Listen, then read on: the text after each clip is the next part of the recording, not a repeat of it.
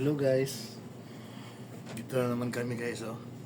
Ito siya guys, sakit yung ulo niya. Masahihin ko siya.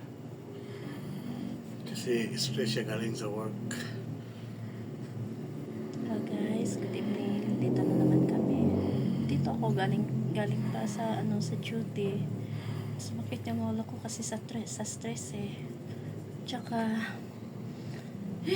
nakakapagod kasi bukas papasok na naman ako, another stress na naman.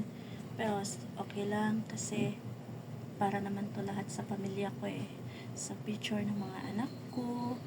Tsaka para naman makatulong ako sa asawa ko. Kahit ganito lang ako hindi na kahit ganito lang ako hindi nakakakita, pero at least nagsisikap naman ako, nagtatrabaho naman ako ng matino para sa kanila. Kahit malayo ang mga anak ko, pero okay lang.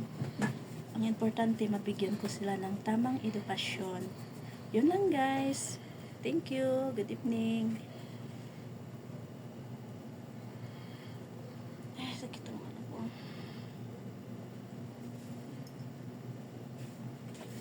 Ito lang guys.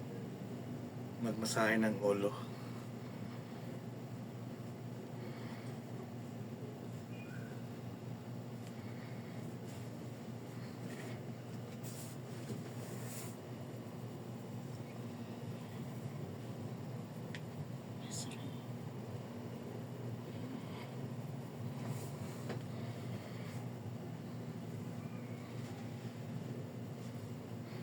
Sarap.